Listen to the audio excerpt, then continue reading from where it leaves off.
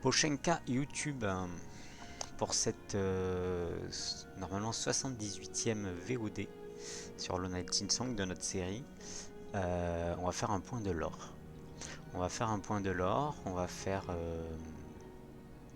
trois grosses étapes, trois grosses parties. En premier, je vais essayer de voir la différence par rapport, enfin, qu'est-ce qui s'est passé depuis la dernière VOD de l'or. Qu'est-ce qu'on a fait dans le jeu et du coup en deuxième on va faire qu'est-ce que ça nous a apporté, qu'est-ce qu'on a appris sur le lore depuis. Est-ce que ce que j'ai dit dans les précédentes reste à peu près valable à quelques nuances près. Et enfin on va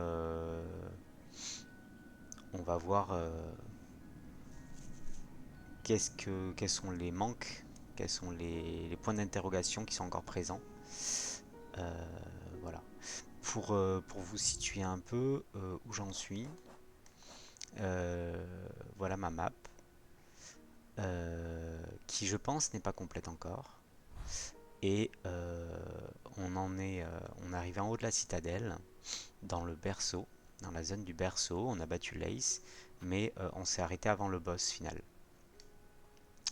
Donc pour cette première partie, pour vous donner une idée, la dernière vidéo de l'or, on avait on avait pas mal de zones, mais on n'avait pas Bilsac, les conduits putrides. On n'était pas allé voir le bosquet feu follet, des choses comme ça qu'on ne connaissait pas à l'époque. Et on s'était arrêté, on avait battu l'Ace. On avait battu l'Ace. Non, on n'avait pas battu l'Ace. On était juste avant le combat contre l'Ace. Et du coup, là, je voulais faire un point avant un boss important, comme je le fais maintenant avec celui juste après. Sauf que on n'est pas allé le battre de suite. On s'est dit que ça sentait la fin du jeu, alors on a pris un peu de recul et on allait explorer les zones qui nous manquaient. Et on a trouvé plein de choses. On a trouvé Bilsac, on a trouvé les conduits putrides, on a trouvé des nouvelles zones, mais aussi dans des zones existantes, comme le bloc, on a trouvé des, euh, des points de l'or importants, comme ici avec le péché originel. Euh, du coup, des points de l'or qui nous sont avancés, on a battu l'Ace, de suite après la dernière vidéo de l'or. On a battu le péché originel, qui est très important dans le lore aussi, je trouve. On a trouvé un Tisni, ici, il me semble, du coup dans Bilsac, de toute façon qu'on ne connaissait pas Bilsac. Conduit Putride, j'ai pas l'impression qu'il y ait beaucoup de lore. Il y a de l'interaction avec les puces, puisqu'on a créé Pucetopie. Et on a délivré toutes les puces. Voilà. Euh, Bilsac, c'est un peu aussi comment dire, pas de la résistance enfin, de la résistance à la citadelle, mais pas depuis l'intérieur. C'est plutôt de l'opposition à la citadelle parce que l'influence de la citadelle se fait ressentir sur cette zone qui était cristalline, avec de l'eau cristalline, puis qui est très polluée maintenant. Au niveau lore, le bosquet feu follet est un peu plus compliqué à catégoriser puisque ça a l'air d'être une secte un peu à part, basée sur le feu. Est-ce que par là on a dans le Tisni Delta découvert aussi une arme, un piège runique qui a été, et du coup on a un peu de lore avec les, le surintendant et sa famille, qui sont les anciens habitants a priori de la citadelle, et qui me proposent une fin alternative du coup depuis. C'est-à-dire que quand on a vaincu l'Ace, on avait ce marqueur au berceau, maintenant on en a un deuxième avec le piège runique. Je suis assez content de ne pas avoir foncé dans le boss sans cette deuxième option d'ailleurs. Voilà, voilà un peu ce qu'on a fait. Euh, du coup, qu'est-ce que ça nous a appris? Ça nous a appris pas mal de choses. Ça nous a appris euh, par rapport au lien entre... je pense que pour commencer, il faut parler du péché originel. Le péché originel, Donc c'est un très beau boss. Mais à la fin, on entre finalement dans son cocon, dans ses souvenirs en quelque sorte. Et donc le péché originel est une tisserande, à la forme d'une tisserande, avec cette tête très ronde, un corps élancé, 8 pattes, 4 en bas, 4 en haut. Euh, mais il a la particularité d'avoir un peu le crâne fendu. On peut le voir dans le bestiaire de toute façon, hein. Tout en bas, quasiment tout en bas.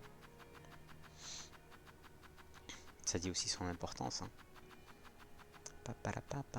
Le péché originel, voilà. Ancienne tisserande, condamnée pour une transgression oubliée par les âges, cette carapace sans vie possède un talent exceptionnel. Voilà. Quand on voit la cinématique du péché originel, ce qu'on en comprend, c'est qu'on voit une petite araignée, plus haut dans le bestiaire, mais je ne vais pas vous montrer là, je ne vais pas faire les allers-retours, qui aperçoit la lumière, est accrochée par un fil et se modifie pour devenir en 3-4 étapes la forme du péché originel. Pour moi, ça veut dire que le péché originel a été créé avec de la soie, par l'intermédiaire de la soie, par une autre créature. Et comme c'est... alors, est-ce que c'est une entité qui a voulu créer une copie de Tisserand à partir de la soie et d'une araignée, ou ce que je suppose plus, c'est que ça a été la première des Tisserands. Dans l'autre vidéo, je disais que c'était sûrement la dernière des Tisserands encore en vie. Maintenant, je vais un peu plus loin, je dis aussi que c'était peut-être la première des Tisserands. Et, et que du coup, le péché finalement, c'était de modifier un autre insecte avec de la soie pour en faire autre chose en fait, pour en faire une autre créature. Et donc c'est un peu mon hypothèse du moment. En plus, elle est un peu imparfaite, c'est-à-dire qu'elle n'est pas toute ronde en haut, elle a encore le crâne un peu fendu. Voilà. Et en plus de ça, il y a vraiment ce truc de. Elle porte une robe, je sais pas si. Voilà, celle-là ne porte pas vraiment de robe. Un petit peu, mais. Euh, Elle porte une robe et ça fait très. C'était une insecte, une araignée, genre. Qui n'est pas une insecte techniquement, mais qui était sauvage en fait. Parce qu'il y a un peu ce truc de les insectes civilisés, les insectes sauvages. Un peu une distinction dans le jeu. Et, euh, et le fait qu'elle ait une robe, genre, c'est vraiment l'allégorie de elle est passée dans le monde civilisé, quoi. Euh, voilà. Du coup, on a encore ces deux hypothèses elle a été, ça a été une copie faite par les Tisserand ou ça a été la première des Tisserand créée par une autre entité. Moi, je penche plutôt sur ça a été une création, euh, l'origine des Tisserand par une autre entité. Et ça a été le premier type de créature qu'elle a modifié, cette entité, parce que on les nomme les premières nées. Du coup, les premières créées en fait. Il y a l'archiviste qui nous parle de première née, que on est descendante de première née, l'archiviste ici, euh, parce que nous sommes une descendante de Tisserand, ça on le sait. Ornette est une descendante de Tisserand. Et le Maestrel a un dialogue très intéressant une fois qu'on a débloqué le noyau et qui nous éclaire beaucoup sur la nature des Tisserand, quoi. Euh, voilà pour ce péché originel. On a ensuite le dialogue de Laïs. Euh, donc en- au début du noyau, au début du berceau. Lace qui doit être par ici, hein. Lace, créature née entièrement du fil. elle dit qu'elle a une carapace vide, qu'elle n'est que de la soie, et une fois qu'on la bat, que c'est pas une vie tout ça, mais peu importe. Euh, et un dialogue entre Lace et sa sœur, qui a priori est Eva, qu'on a dans cette zone-là, à l'orgue de ventilation. Alors pas au niveau du boss, mais un peu avant. Euh, donc Eva et Lace ont a priori vécu ici à un moment donné. Eva était quand même en boîte, il me semble. Mais voilà. Euh, voilà pour les points de l'or. De différence, je regarde vite fait si on n'a pas autre chose. Salut Vexayost. Coucou. Bonjour, bonjour à tous. Je suis en train de faire un point de l'or du coup. Et je suis juste avant le haut du berceau où je suis jamais allé. Et j'espère que vous allez tous bien. Pourquoi moi? Si tu peux répondre, c'est drôle. Et sinon, portez-vous bien. Et du coup, j'essaye de voir, de décrypter un peu l'histoire avant d'aller plus loin. Et du coup, je fais en même temps une vidéo pour YouTube. Moi, ça va très bien. Et aujourd'hui est un jour excitant parce qu'il y a cette vidéo de l'or. Puis on va enfin rentrer dans le haut du berceau. Eh bien, merci. Merci, merci. J'espère que tu as passé une bonne séance de stream. Euh, oh, coucou YouTube, dit Penguin. Euh, et du coup, où j'en étais? Ouais, Lace et le péché originel.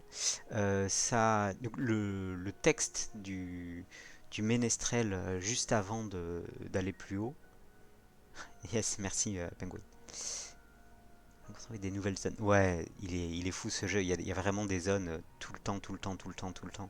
Et je pense que j'en ai encore plein à trouver. Je te montre pas trop ma carte si je veux pas trop te spoil. Je sais pas où t'en es. Mais, euh, mais c'est vraiment trop fou. Il y a vraiment des zones partout, c'est génial. Il y a un moment, j'étais en mode. Il y a des zones dans tous les. Dès que tu frappes un mur, tu trouves une zone. C'est fou. Ouais, ouais, ouais. Mais le dis pas, ça le dit pas qu'il y a encore des zones que j'ai pas encore. J'en sais rien, moi. Je veux y aller full blind, quoi. Mais t'inquiète, y a pas de souci, je m'en doutais. Il y a deux zones que je me dis elles sont là, mais je sais pas comment y aller. Non, mais t'inquiète, t'inquiète. Y a pas de souci. Le ménestrel, il nous dit quand même un truc sur la nature des tisserandes. Il nous dit que les tisserandes ont soif de pouvoir. C'est-à-dire qu'au début, il y avait la citadelle. Elle vivait, voilà, en harmonie, je sais pas, mais en tout cas, elle vivait avec des êtres vivants. Euh, et les tisserandes sont arrivées, et il y a eu un peu une lutte de pouvoir. Euh, ouais, le nombre de zones, c'est fou, ouais. Et je voudrais faire une carte physique à un moment, parce que c'est trop génial. Et la nature des tisserandes qui ont quand même envie de dominer. Il y a cette idée de sa soif de pouvoir, une tisserande finalement. On nous parle au début des tisserandes dans l'or, dans les panneaux, tout ça, qu'elles nous protègent, qu'elles protègent les autres insectes, qu'elles les guident, qu'elles les inspirent, tout ça. Là, on voit un peu la façon des tisserandes, genre sa soif de pouvoir. Quand on parle avec l'intendant, là, pour la dernière quête avec le piège runique, euh, il y a tout un débat sur la nature d'Ornet. Euh, est-ce que est-ce que finalement, elle va vouloir s'accrocher au pouvoir si elle bat la créature qui est en haut, qui a priori est féminine, hein, on nous en parle plusieurs fois comme elle, quoi. D'ailleurs, il y aura un parallèle avec les fourmis qu'il faudra que je fasse, car on n'a toujours pas vu la reine des fourmis, mais on en reparlera. Euh, et, et du coup, il se pose la question sur Hornet, qui est aussi demi-tisserande, est-ce qu'elle va s'accrocher au pouvoir ou pas? Et Hornet a l'air quand même d'être en mode non mais t'inquiète, moi je veux juste retourner ailleurs, même si ok ça m'intéresse de gouverner, mais enfin ça me titille un peu, mais t'inquiète, je préfère la liberté de tous quoi. Et, et du coup il y a cette dualité qu'on retrouve aussi dans Hornet. Il y a un autre point de l'or dont j'ai pas parlé qui est aussi important, c'est que après avoir battu Lace et avant d'aller au berceau, où on s'est juste arrêté avant d'entrer plus loin, euh, dans cette montée-là, il y a cette pièce-là qui raconte beaucoup de choses quand même. Dans cette pièce-là, il y a des cages qui sont très semblables à celles qui nous a amenés à Farloum, quand escortés par des choristes. Euh, dans ces cages qui ont contenu des tisserandes, et même pas vraiment des tisserandes, des demi-tisserandes, des sangs mêlés de quatrième génération, de septième génération, tout ça, on voit, il y a tout ça décrit. Il y a un truc quand même de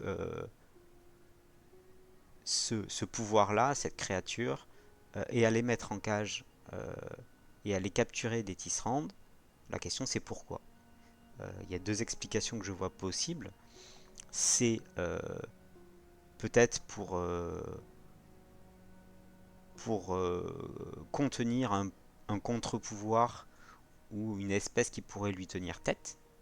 C'est la première option, parce qu'ils en ont peur, mais je pense pas que ça soit ça.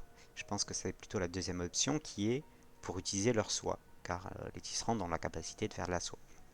La soie qui est extrêmement important, et on voit que le cocon est un cocon de soie énorme, très rond en haut. Et du coup, cette capacité, enfin, il y a peut-être moyen de. La soie est nécessaire à ce royaume-là, du moins sous cette forme-là. Euh, et on veut de la soie. C'est pour ça d'ailleurs qu'on est allé chercher Hornet, a priori. C'est pour notre capacité à faire de la soie. Même est-ce qu'on veut l'utiliser ou est-ce qu'on veut la neutraliser, je ne sais pas. Et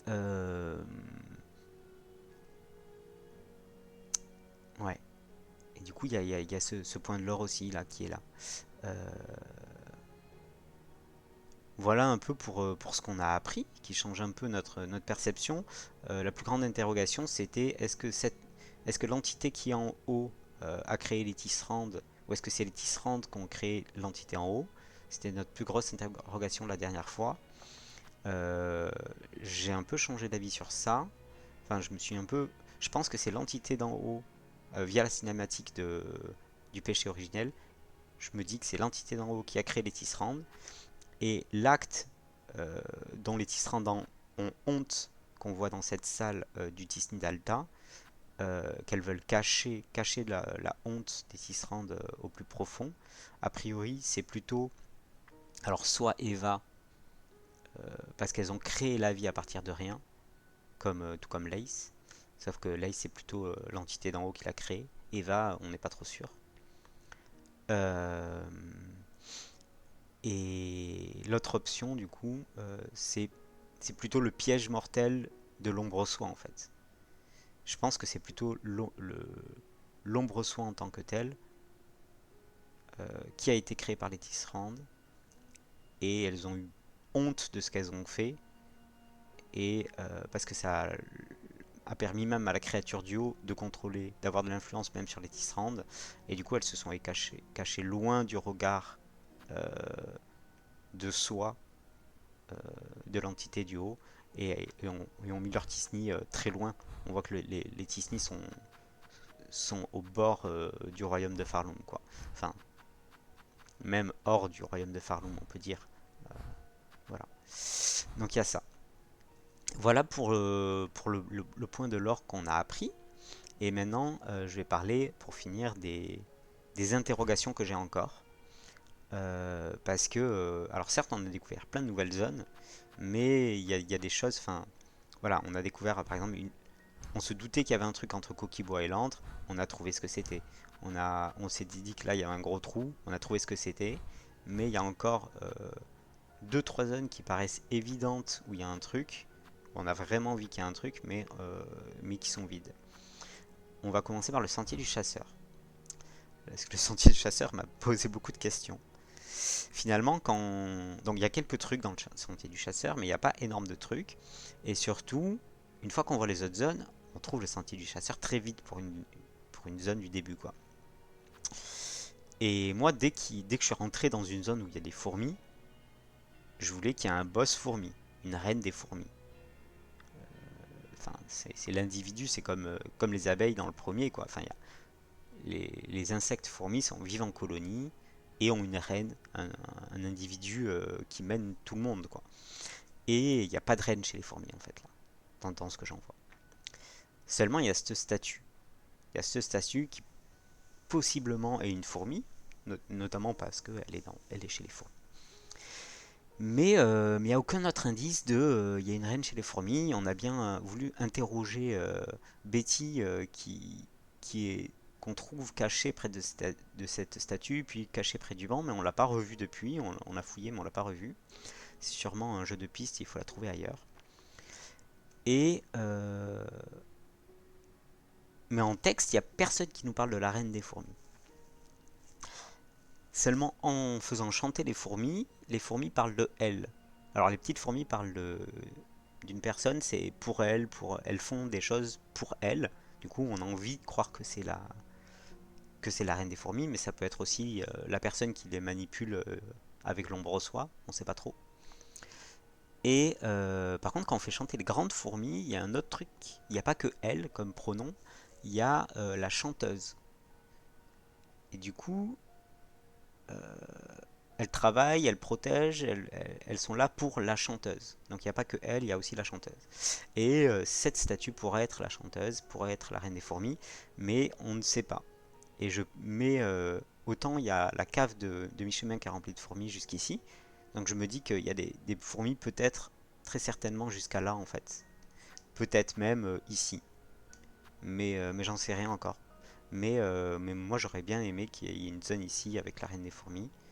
Sachant qu'on a un mur qui est peut-être cassable ici, à moins que ça soit le fait que ça soit en pente, mais il sonne bizarre ce mur quand on tombe là. Voilà pour la première zone où je me pose des questions encore. La deuxième zone où je me pose des questions, c'est ici. J'aurais clairement vu une zone ici. Parce qu'il y a de la lave ici, il y a de la lave ici, mais au milieu on n'a rien. Ici, on a l'impression qu'il y a quelque chose au-dessus, quelque chose en dessous. En dessous, on nous fait clairement dire il y a une zone vide, quoi. Il y a la grille de là qui nous dit il y a une zone vide en bas, mais on ne sait pas y accéder. Et en plus, c'est collé au Tisni Delta. Donc, je me posais des questions sur cette zone, d'autant plus qu'on n'a toujours pas réussi à avoir la clé de la cloche. Alors, est-ce que je l'ai loupé dans les quais, sachant que j'ai bien fait les quais quand même? Est-ce qu'elle est juste ailleurs, comme la clé du bloc là, qui était dans les conduits Prutride, la clé de la Posta? Est-ce que j'ai juste loupé une entrée dans l'antre ou dans le Tisnidalda, je ne sais pas. Euh, ouais.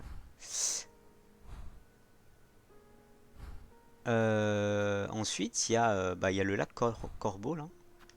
Il y a une espèce de sortie ici. Il y a une entrée ou une sortie dans l'édifice du lac Corbeau. Euh, et il y a plein de places autour, quoi. Il y a plein de places ici. Il y a plein de places ici. Je me dis qu'il y a encore une zone ici qui nous a échappé. Et peut-être entre les marches érodées vermitaires, mais ça j'en suis pas très sûr. Celle où j'aurais bien aimé trouver un passage, c'est entre le mont Fay et les sables Carac. Donc soit au niveau de la tour corallienne, soit au niveau du Foudroni, soit au niveau du bloc, qu'on voit clairement qu'il y a les sables Carac pas loin dans le bas du bloc, hein. Donc voilà, ça je ne sais pas, mais je verrais bien une zone ici aussi. Entre le bloc et la citadelle, et entre la citadelle et les conduits putrides, je comprends qu'il y ait du vide, euh, parce que la citadelle est un château un peu séparé. Je suis en train de regarder entre la fonderie Bilsac et le chemin du pêcheur, mais en fait c'est l'orgue de ventilation et les brumes qui sont là. Du coup ça me va que ce soit un petit triangle vide. Voilà pour les zones, mais pour les points qu'on n'a pas encore éclairci dans l'histoire, il y a les papillons. Et je me rends compte un truc hier en regardant une VOD d'histoire dans le Disney là, c'est que donc au début on arrive par ici, il y a un papillon qui nous libère de notre cage ici. Moi le papillon je l'attribue à Lace qui parle avec les papillons, en gros les papillons ils réagissent à la musique. On le voit dans les brumes, on joue de la musique, ça fait interagir, on interagit avec les papillons qui nous montrent le chemin. Euh, donc je pense que c'est lié à Lace, en tout cas le papillon qui nous a délivré là. Et la petite coïncidence entre guillemets, c'est que donc ça nous fait tomber très bas, ça nous fait tomber tout en bas de la carte et on doit remonter. Sauf que dès le début, on voit le Tisney Delta ici. Et en fait, on nous a fait tomber comme de par hasard juste à côté du Tisney Delta. Et qui c'est qu'il y a dans le Tisney Delta? Il y a Eva. On nous a fait juste tomber à côté d'Eva.